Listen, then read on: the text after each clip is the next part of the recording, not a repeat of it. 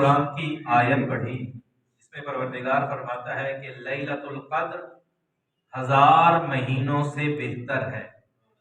1000 مہینے اگر پروردگار کو سر جھکایا جائے اور ایک لیلۃ القدر کو وہ عبادت کی جائے تو دونوں کا ثواب برابر ہے۔ میں برابر کہہ رہا ہوں، حالانکہ قرآن میں خیر کا لفظ ہے، بہتر ہے۔ اب کتنا بہتر ہے یہ مشخص و معین نہیں ہے، 1000 سے بہتر ہے۔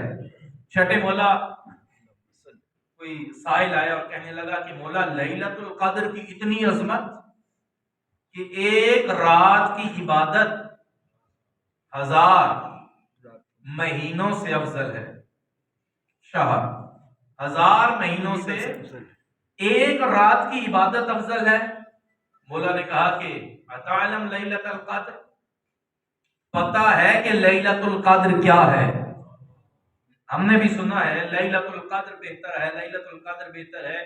چھٹے مولا نے جب پوچھا بتاؤ لیلۃ القدر کیا ہے، کہ مولا آپ بہتر جانتے ہیں، آپ بتائیے کہ لیلۃ القدر کیا ہے۔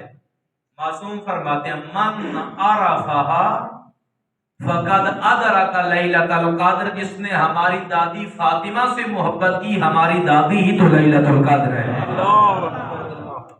لیلۃ القدر پوری ذمہ داری سے روایت پڑھ رہا ہوں میں، کوئی سنی سنائی بات نہیں کر رہا، حدیث روایت پیش کرنا میری ذمہ داری ہے۔ ہماری دادی فاطمہ زہرا لیلۃ القدر ہے، اور معصوم یہ بتانا چاہ رہے ہیں کہ اگر ہماری دادی سے محبت رکھتے ہوئے ایک رات گزارو خیر من الف شہر، ہماری دادی کی محبت میں ایک رات 1000 مہینوں سے بہتر ہے۔ سبحان اللہ، سبحان اللہ، ہمارا یہ بیٹھنا، سبحان اللہ، یہ جناب سیدہ کی مجلس میں آنا، صرف رات گزارنا، کوئی عمل نہ بھی ہو، صرف سیدہ کی محبت میں انسان بستر پہ سو جائے، یہ سونا 1000 مہینوں سے بہتر ہے۔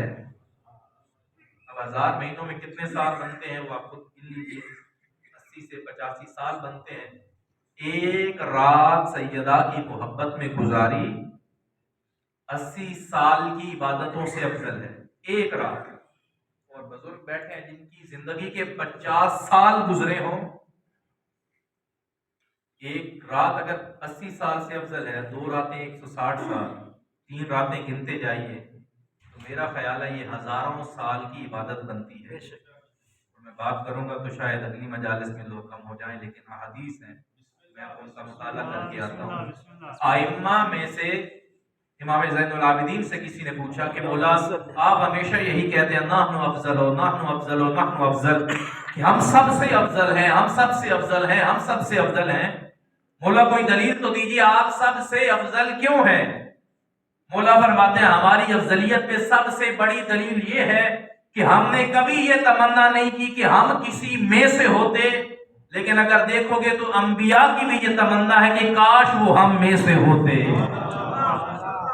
ائمہ میں سے کسی نے یہ تمنا نہیں کہ ہم آدم ہوتے، ہم ابراہیم ہوتے، ہم موسیٰ و عیسیٰ ہوتے۔ ہاں ابراہیم یہ دعائیں کرتا نظر آتا ہے کاش ہم فاطمہ زہرا کی شیعوں میں سے ہوتے۔